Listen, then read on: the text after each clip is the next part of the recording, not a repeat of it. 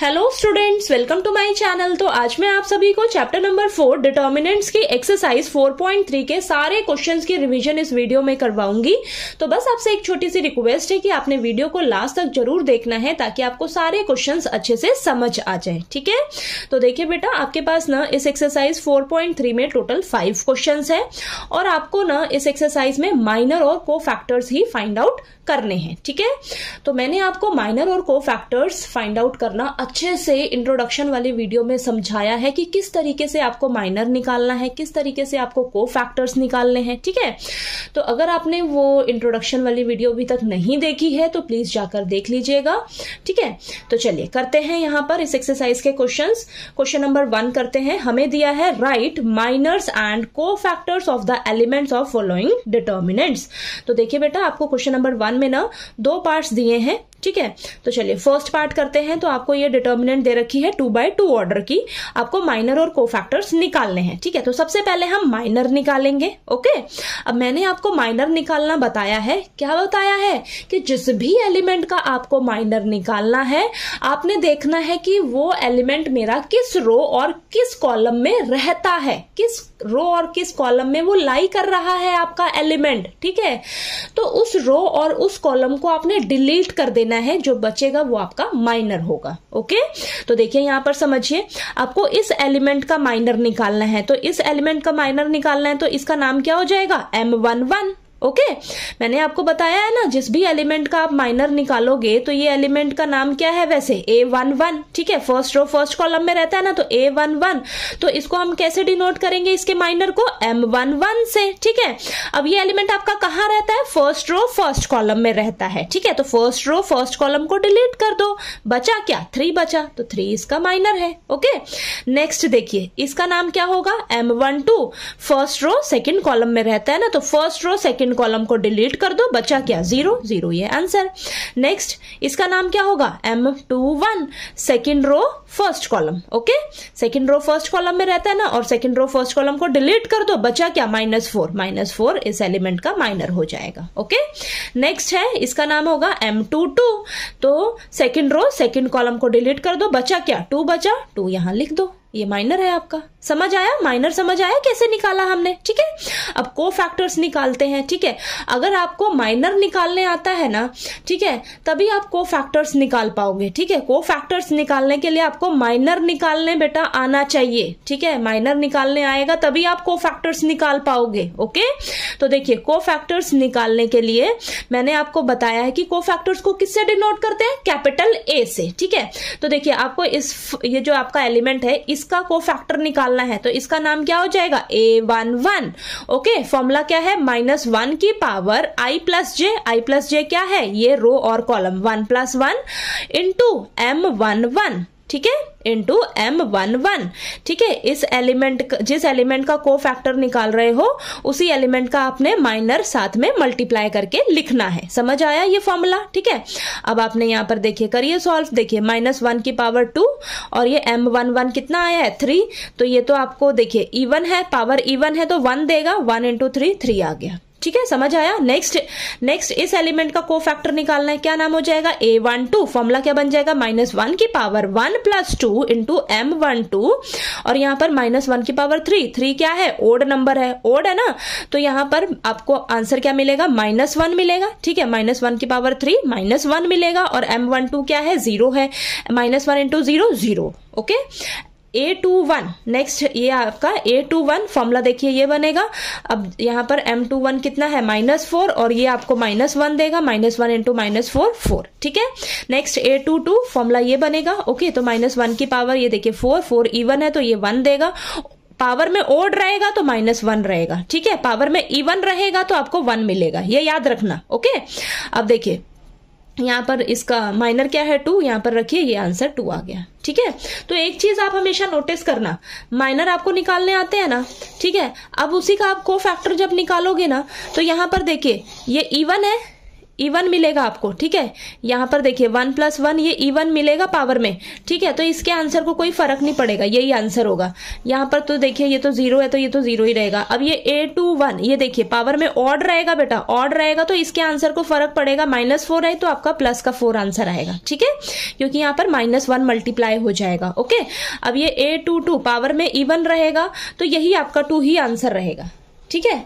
तो यहाँ पर मैंने आपको एक हिंट सा बता दिया है, ठीक है, माइनर और कोफैक्टर्स कैसे आपने निकालने हैं, ठीक है। तो ये फॉर्मूला आपको याद रखना है, ठीक। अब सेकंड पार्ट में देखिए, अब फटाफट से निकालते हैं। देखिए ये 2/2 ऑर्डर की ये भी डिटर्मिनेंट दे रखी है, ठीक है। तो अब M11, M12, M21, M22, ठीक है। M11 निकालते हैं तो देखिए first row first column delete कर दिए, D आ गया आंसर। अब ये M12 first row second column को डिलीट कर दो, B आ गया आंसर। अब M21 है ये, ठीक है, तो सेकंड रो फर्स्ट कॉलम को डिलीट कर दो, C आ गया आंसर। M22 होगा सेकंड रो सेकंड कॉलम को डिलीट कर दो, A आंसर आ गया, ठीक है। अब यहाँ पर कोफैक्टर्स निकालते हैं, आप डायरेक्ट ही देख लीजिए ना। देखिए A11 यानी कि इसके यही आंसर रहेगा D। A12 यानी कि ये -B का आंसर रहेगा, क्योंकि ये 1 2 ऐड होकर पावर में ऑड नंबर देगा ना, ऑड देगा तो आपको -1 मिलेगा, ठीक है। तो ये B क्या हो जाएगा -B, ठीक है। C आपका यहाँ पर -C कोफैक्टर रहेगा, ये A ही कोफैक्टर रहेगा, ठीक है, इस एलिमेंट का। समझ आया ये मैंने कैसे लिखा है आपको, ठीक है, एक शॉर्ट तरीका बताया है, ठीक है। पेपर में बहुत अगर लेंथी क्वेश्चंस आ जाते हैं तो आपको देखिए ये फॉर्मूला लगाने तो इतने बड़े बड़े बैठोगे नहीं, ठीक है। तो आपको ये ध्यान में रखना है, ये ऑड इवन ध्यान में रखोगे ना तो आपको ये इजी रहेगा। माइनर अगर आपने निकालने आता है, अगर माइनर आपको, तो आप कोफैक्टर इजीली बता पाओगे, ठीक है। चलिए क्वेश्चन नंबर 1 समझ आ गया आपको अच्छे से। नेक्स्ट अब क्वेश्चन नंबर 2 कर लेते हैं, ठीक है। अब नेक्स्ट क्वेश्चन नंबर 2 में हमें दिया है write minors and cofactors of the elements of following determinants. तो आपको क्वेश्चन नंबर 2 में भी माइनर और कोफैक्टर्स फाइंड आउट करने हैं। तो क्वेश्चन नंबर 1 में आपको 2/2 ऑर्डर की डिटर्मिनेंट दे रखी थी, अब क्वेश्चन नंबर 2 में आपको 3/3 ऑर्डर की डिटर्मिनेंट दी हुई है, ठीक है। तो चलिए माइनर और कोफैक्टर्स निकालते हैं। तो सबसे पहले हम माइनर्स निकालेंगे, ठीक है। तो यहाँ पर देखिए ये आपका M11 हो जाएगा, ओके। तो ये M11 यानी कि फर्स्ट रो फर्स्ट कॉलम को डिलीट कर दो, बचा क्या 1001, तो 1001 लिखा, इसको सॉल्व किया आपने, 2/2 ऑर्डर की डिटर्मिनेंट है ना, क्रॉस मल्टीप्लाई करके सॉल्व करिए, 1 आंसर आ जाएगा।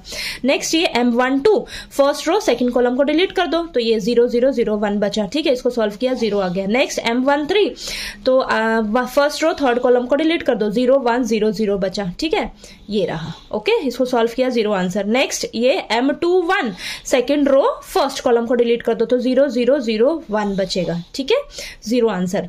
Next M22 second row second column को डिलीट कर दो, बचा क्या 1001, ठीक है, ये रहा 1 आंसर, ठीक है। नेक्स्ट देखिए M23 यानी कि सेकंड रो थर्ड कॉलम को डिलीट कर दो, बचा क्या 1000 बचेगा, देखिए 1000, ओके, सॉल्व किया तो यहाँ पर 0 आंसर। नेक्स्ट M31 ये देखिए थर्ड रो फर्स्ट कॉलम को डिलीट कर दो, 0010 बचा, ओके, 0 आंसर।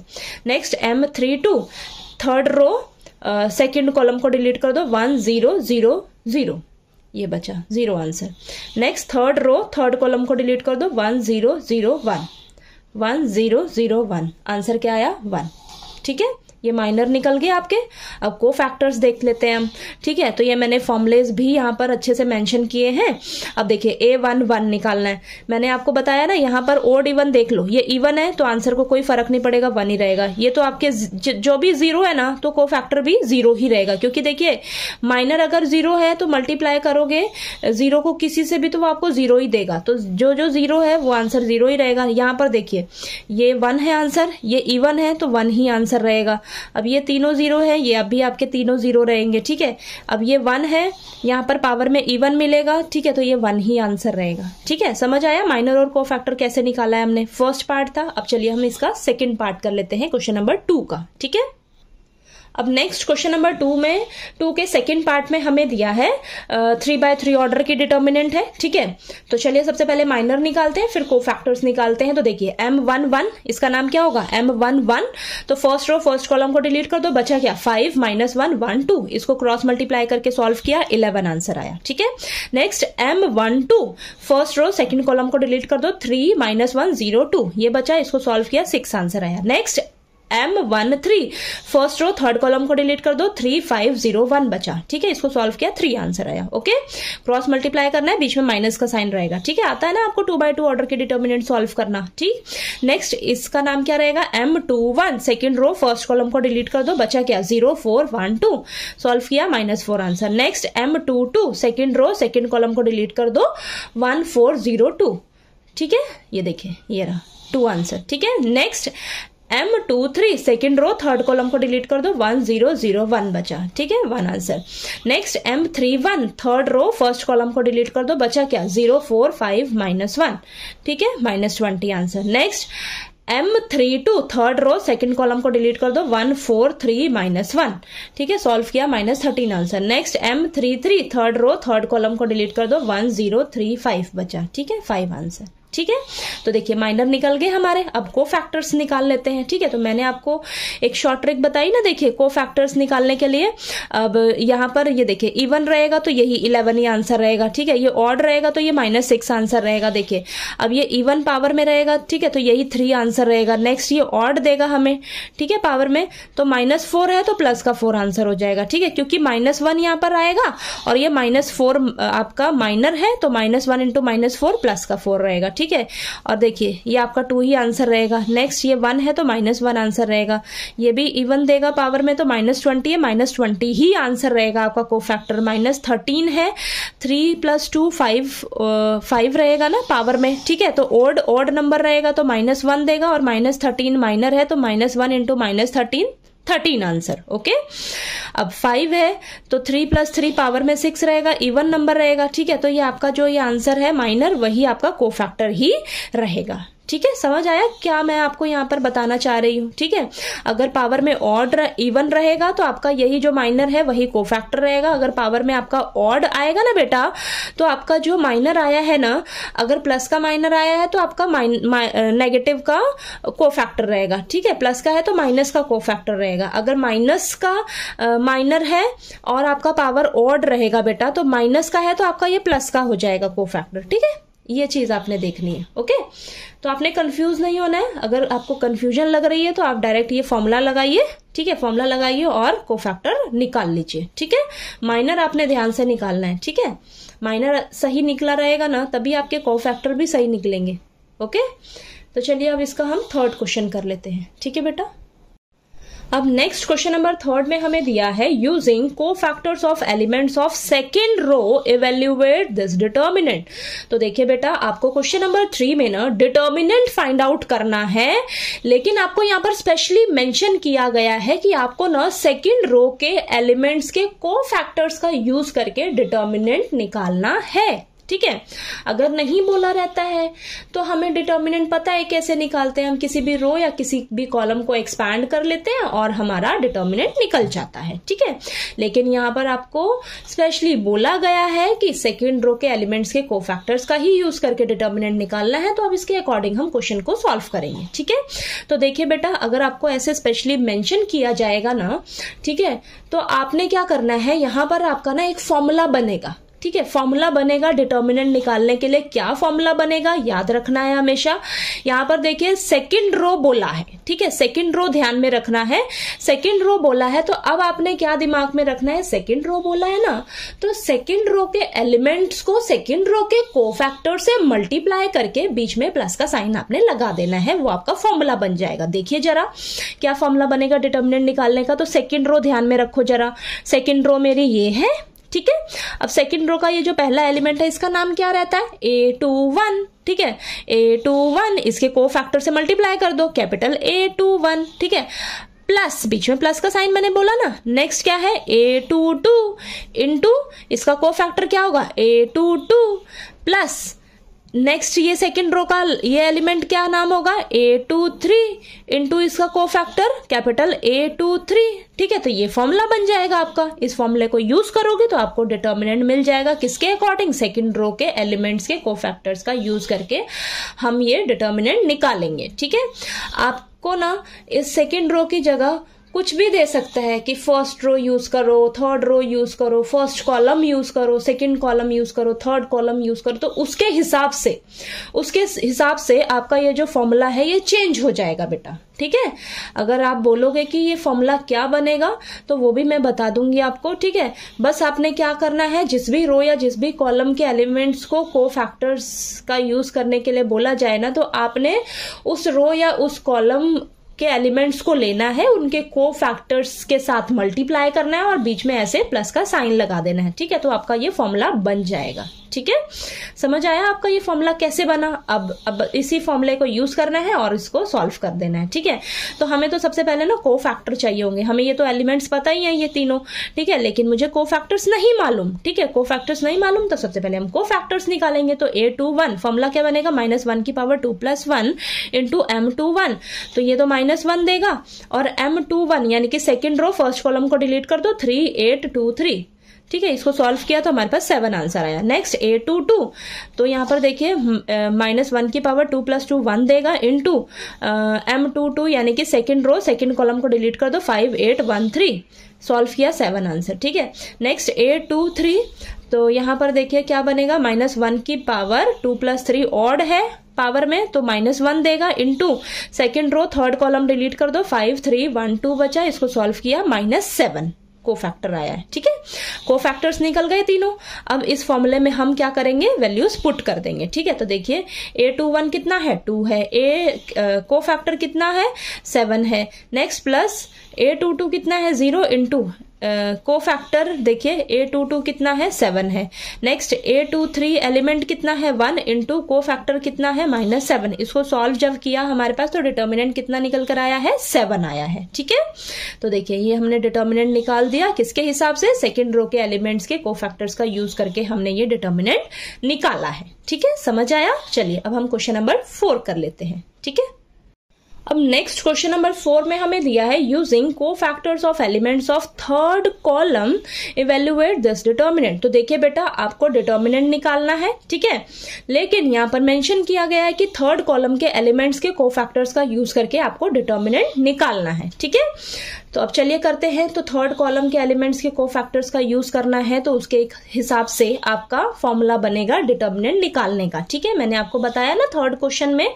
कि अगर आपको स्पेशली मेंशन किया जाता है तो उसके हिसाब से आपका डिटर्मिनेंट का फॉर्मूला बनेगा बेटा। ठीक है, तो यहाँ पर थर्ड कॉलम के एलिमेंट्स के कोफैक्टर्स का यूज करना है। तो देखिए फॉर्मूला क्या बनेगा, अब यहाँ पर देखिए थर्ड कॉलम बोला है, तो थर्ड कॉलम तो आपकी ये है, थर्ड कॉलम ये है ना, तो अब फॉर्मूला क्या बनेगा, मैंने आपको बताया एलिमेंट्स को उनके कोफैक्टर से मल्टीप्लाई कर देना है और बीच में प्लस का साइन लगा देना है। तो थर्ड कॉलम के एलिमेंट्स क्या क्या है, ये तीनों होंगे, ये तीनों है ना। अब इनके नाम क्या क्या है बेटा, इस एलिमेंट का क्या नाम होगा, A13, इसके कोफैक्टर से मल्टीप्लाई कर दो, कैपिटल A13 प्लस का साइन। नेक्स्ट ये देखिए थर्ड कॉलम का एलिमेंट क्या नाम होगा इसका, A23। ठीक है, इसके कोफैक्टर से मल्टीप्लाई कर दीजिए, कैपिटल A23 प्लस नेक्स्ट देखिए थर्ड कॉलम का एलिमेंट इसका क्या नाम होगा, A33, इसके कोफैक्टर से मल्टीप्लाई कर दीजिए, कैपिटल A33। समझ आया, ये फॉर्मूला बन गया हमारा। ओके, अब हमें नहीं पता ये कोफैक्टर्स, हमें एलिमेंट्स तो मालूम है ये तीनों, लेकिन हमें कोफैक्टर्स नहीं मालूम। चलिए कोफैक्टर्स निकाल लेते हैं ये तीनों। A13 तो देखिए -1 की पावर 1 + 3, ये इवन देगा, ये 1 देगा यानी कि, और M13 first row third column को डिलीट कर दो, तो 1y 1z ये बचा, इसको सॉल्व किया तो z - y आया। ओके, नेक्स्ट A23 तो -1 की पावर 2 + 3 ऑड मिलेगा पावर, तो -1 मिलेगा हमें, और सेकंड रो थर्ड कॉलम को डिलीट कर दो, 1x 1z बचा। ठीक है, तो इसको सॉल्व किया तो देखिए हमारे पास क्या आएगा, x - z, बाहर माइनस में है ना, माइनस है तो माइनस दोनों से मल्टीप्लाई होगा। ठीक है, तो यहाँ पर आ जाएगा x - z आ जाएगा। ओके, नेक्स्ट A33 क्या आएगा आपके पास, -1 की power 3 + 3 into M33 is equal to, ये तो 1 रहेगा, into third row third column को डिलीट कर दो, 1x 1y ये बचा। ठीक है, इसको सॉल्व किया तो y - x आया। ठीक है, कोफैक्टर। ठीक, तो हमारे पास देखिए तीनों को फैक्टर्स आ गए। ठीक है, अब हम क्या करेंगे, इस फॉर्मूले में पुट कर देंगे। ठीक है, तो A13 मेरा कितना है, YZ है, रख दिया वैल्यू। A13 को फैक्टर कितना आया है, Z minus Y, plus A23 कितना है, ZX इंटू को फैक्टर कितना आया है, X माइनस Z। ठीक है, प्लस A33 कितना है, XY, को फैक्टर कितना आया है, Y माइनस X। ठीक है, इतना क्लियर हुआ, इतना तो आपको आ जाएगा। ठीक है, अब आगे ना थोड़ा सा आप पजल हो सकते हो कि मैं इसको सॉल्व कैसे करूंगी क्वेश्चन को। ठीक है, तो थोड़ी सी कैलकुलेशन है इस क्वेश्चन में, वैसे इजी है बहुत। ठीक है, ध्यान से देखिएगा क्या करना है आपको। तो यहां पर देखिए बेटा, सबसे पहले तो आपने ना इसे मल्टीप्लाई कर देना है, YZ को एक बार इससे एक बार इससे, तो YZ स्क्वायर हो जाएगा माइनस वाई स्क्वायर Z हो जाएगा, प्लस ZX को एक बार इससे करो एक बार इससे मल्टीप्लाई करो तो ZX square minus Z square X। ठीक है, प्लस XY को एक बार इससे मल्टीप्लाई करो एक बार इससे, तो XY square minus X square Y। ठीक है, इतना आ जाएगा आपके पास, इतना आ जाएगा। अब यहां से लगेगा कि मैं कैसे सॉल्व करूं इसे। ठीक है, तो आपने एक चीज का यहां पर ध्यान क्या देना है, आपके पास ना, आपको पता है कि क्वाड्रेटिक इक्वेशन मेरी क्या होती है, क्वाड्रेटिक इक्वेशन आपकी क्या होती है, ax square plus bx plus c is equal to 0। यानी कि सबसे पहले एक्स स्क्वायर वाली टर्म, फिर एक्स वाली टर्म, फिर कांस्टेंट टर्म। ठीक है, तो आपने क्या करना है, इस पूरे में से सबसे पहले एक्स स्क्वायर वाली टर्म को एक साथ लिखना है। तो एक्स स्क्वायर वाली टर्म देखिए, एक्स स्क्वायर किस किस के साथ है, ये रहा एक्स स्क्वायर है, यानी कि जेड एक्स स्क्वायर को लिख लो पहले। फिर नेक्स्ट देखिए माइन एक्स स्क्वायर इसमें है ना, तो माइनस एक्स स्क्वायर वाई लिख लिया, इन दोनों को साथ में लिख लिया। ठीक है, समझ आया, ये दोनों खत्म हो गए। अब देखिए बचा क्या, मैंने आपको बताया नेक्स्ट एक्स वाली टर्म, एक्स देखिएगा किसमें है, इसमें एक्स है और इसमें एक्स है, तो इसको साथ में लिखो, minus z square x plus x y square. ठीक है, लिख लिया, ये दोनों भी खत्म हो गए। बचे क्या, ये दोनों बचे, इसको एज इट इज बाहर लिख लीजिए, यहाँ साइड में लिख लीजिए। ठीक है, यानी कि ये एक्स स्क्वायर वाले टर्म, ये एक्स वाले टर्म और ये मान लो कांस्टेंट टर्म, इसके साथ कुछ नहीं है ना, एक्स वेरिएबल नहीं है। ठीक है, तो ये आपने यहाँ पर क्वाड्रेटिक इक्वेशन के हिसाब से इसको अरेंज किया है। ठीक है, अब देखिए, अब यहां से मैं एक्स स्क्वायर कॉमन ले सकती हूँ बाहर, हाँ ले सकती हूँ, दोनों के पास है एक्स स्क्वायर, तो बचा क्या अंदर, जेड माइनस वाई बचेगा, बाहर एक्स स्क्वायर आपने ले लिया। ठीक है, यहां पर मुझे एक्स मिलेगा दोनों में, तो एक्स मैंने बाहर लिया, अंदर क्या बचा, प्लस वाले को मैंने पहले लिख लिया, तो प्लस का y square minus z square. ठीक है, समझ आया।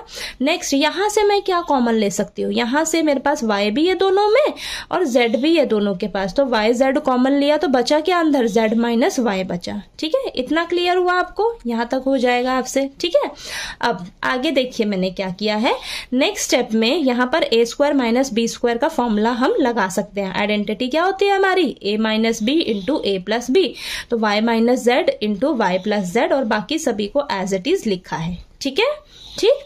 अब नेक्स्ट स्टेप में आपने क्या करना है, आप सोचिएगा यहां से मैं कॉमन ले सकती हूं क्या, देखिए वाई जेड ब्रैकेट में वाई जेड है, लेकिन ना यहां पर मुझे साइन का थोड़ा सा वो लग रहा है कि आगे पीछे है साइन। देखिए साइन अगर मैं कॉमन ले लूं, ठीक है, मैंने ना इसमें से और इसमें से साइन कॉमन लिया है माइनस का। ठीक है, तो इसके जैसा बन जाएगा मेरा y माइनस जेड। ठीक है, मैं y माइनस जेड कॉमन अगर लेना चाहूं, ठीक है, y माइनस जेड कॉमन लेना चाहूं, तो यहां से मुझे y को पॉजिटिव करना होगा, z को नेगेटिव करना होगा। ठीक है, तो माइनस कॉमन लिया तो ये y माइनस जेड बन गया, x square as it is multiply में, ये y माइनस जेड तो ऑलरेडी यहां पर है। ठीक है, तो इसको नहीं छूना आपने। ओके, अब यहां पर z माइनस वाई है, तो यहां से भी मुझे y माइनस जेड करने के लिए माइनस कॉमन लेना पड़ेगा।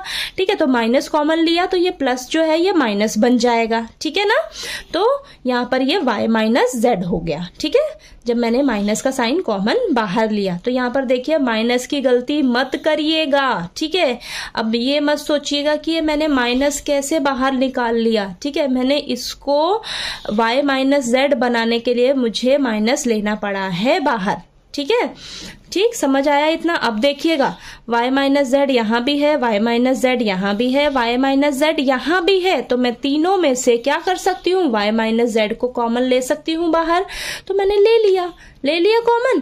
अब बचा क्या, अंदर यहां बचेगा माइनस का x square plus y plus z का एक्स माइनस वाई जेड। समझ आया इतना। ठीक है, कैसे किया है आपने, ठीक है। ये छोटे छोटे स्टेप्स आपने ध्यान में रखने हैं इस क्वेश्चन को सॉल्व करते समय। एक दो बार इस क्वेश्चन की प्रैक्टिस करोगे तो आपको ये अच्छे से समझ आ जाएगा, ठीक है। अब देखिएगा, अब क्या किया है मैंने, y माइनस जेड को एज इट इज बाहर ही रखी है और x को देखिए दोनों से मल्टीप्लाई किया है, तो minus x square as it is plus x y plus x z minus y z as it is, ठीक है। अब देखिए y माइनस जेड तो बाहर ऐसे ही चलेगा और यहां से इन दोनों टर्म्स में से मैंने x कॉमन ले सकती हूँ बाहर, तो x लिया बाहर, अंदर क्या बचा माइनस एक्स प्लस वाई, और यहां से देखिए z कॉमन ले सकते हैं हम बाहर, तो प्लस का z बाहर लिया, x माइनस वाई बचा, ठीक है। अब यहां पर देखिएगा बेटा ध्यान से, यहां पर मैं सोच रही हूं, मैं देखिए यहां पर भी एक्स वाई है, यहां पर भी एक्स वाई है, लेकिन यहां पर देखिए फिर से साइन का हेर फेर है, ठीक है। तो मैं क्या सोच रही हूं, मैं ना एक्स वाई कॉमन लेने का सोच रही हूं, ठीक है। तो लेकिन मेरा यहाँ पर x नेगेटिव है और y पॉजिटिव है, तो मैं क्या करूंगी, माइनस का साइन बाहर कॉमन ले लूंगी, तो ये x जो है वो प्लस का हो जाएगा और ये प्लस का y जो है वो माइनस का हो जाएगा। इसमें से माइनस का साइन कॉमन लोगे तो माइनस बाहर लिया, माइनस x हो गया और ब्रैकेट में ये पॉजिटिव का x हो गया और नेगेटिव का y हो गया, ठीक है। और प्लस z ये तो एज इट इज, ठीक है। अब इसके जैसा हो गया ना, ये भी हो गया। अब x माइनस वाई में यहां से भी दोनों में से कॉमन बाहर ले सकती हूं, तो देखिए x माइनस वाई कॉमन लिया तो अंदर क्या बचा माइनस एक्स प्लस जेड, ठीक है। अब देखिए बाहर ये y minus z as it is चल रहा है, x माइनस वाई इसको अरेंज करके लिख लीजिए जरा, प्लस z को पहले माइनस x को बाद में, ठीक है। अब मैंने दोबारा से इसको अरेंज कर लिया है, तो x minus y y minus z into z minus x, ठीक है। तो यही आपका क्या हो जाएगा, आंसर हो जाएगा। तो ये आपका डिटर्मिनेंट आ जाएगा बेटा इस क्वेश्चन का, ठीक है। थोड़ा सा लेंथी है कैलकुलेशन में, ठीक है, सॉल्व करने में थोड़ा सा लेंथी है क्वेश्चन, लेकिन इजी है। एक दो बार प्रैक्टिस करोगे ना क्वेश्चन की सॉल्व करके, तब आपको ये अच्छे से क्लियर हो जाएगा, ठीक है। आपको लिख कर जरूर करना है, ठीक है, प्रैक्टिस जरूर करनी है लिख लिख कर क्वेश्चंस की, ठीक है, ताकि आपको ये एक दो स्टेप्स इस बीच में ऐसे हैं कि आप यहाँ पर भूल सकते हो कि मुझे करना क्या है, ठीक है। वो प्रैक्टिस से ही अच्छे से आपको समझ आएगा, ठीक है। तो चलिए आपको ये क्वेश्चन नंबर 4 अच्छे से समझ आ गया। नेक्स्ट हम क्वेश्चन नंबर 5 कर लेते हैं, ठीक है। अब नेक्स्ट लास्ट क्वेश्चन नंबर 5 में आपको दिया है, if determinant is equal to this and a i j is cofactors of a i j then value of determinant is given by. तो देखिए बेटा आपका ये जो कैपिटल ए आई जे है ये डिनोट क्या करता है, को फैक्टर्स को, ठीक है। तो बोला है कि ये जो है ना को फैक्टर्स है हर एलिमेंट का, ठीक है।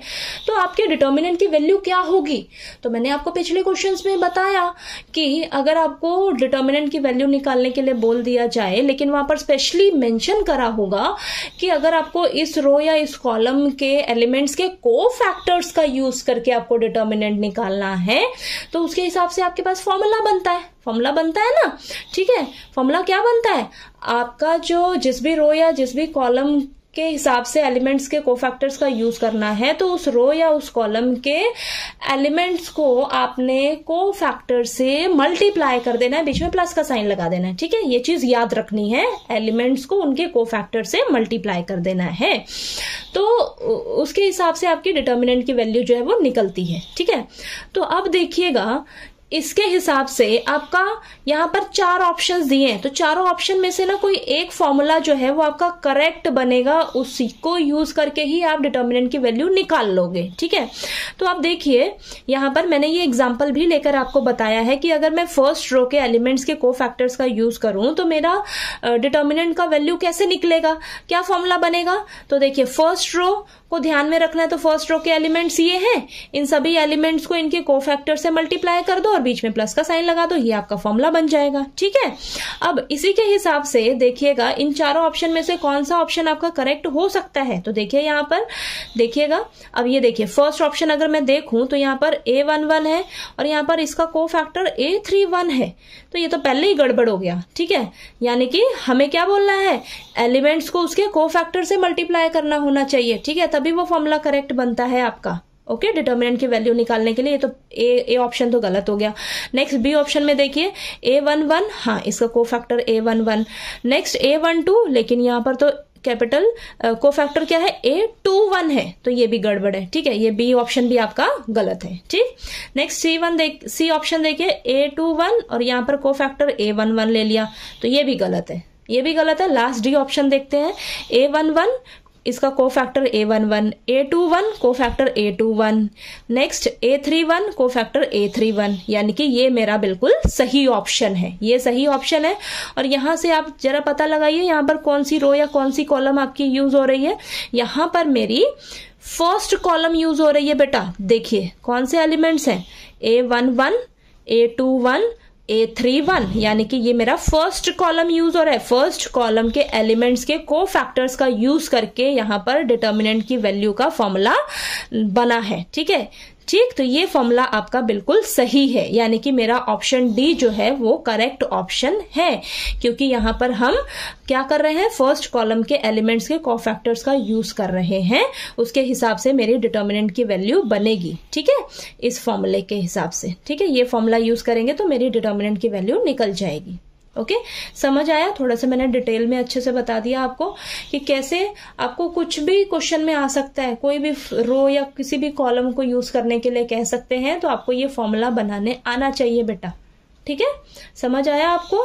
सारे क्वेश्चंस इस एक्सरसाइज के अच्छे से क्लियर हो गए होंगे, सारे 5 क्वेश्चंस, ठीक है। किसी भी क्वेश्चन में कोई भी डाउट आया आपको तो प्लीज आप पूछ लीजिएगा, और अगर आपको मेरा पढ़ाया हुआ अच्छा लगे तो प्लीज वीडियो को लाइक कीजिए, शेयर कीजिए और ज्यादा से ज्यादा सब्सक्राइब कीजिएगा चैनल को। Thank you so much.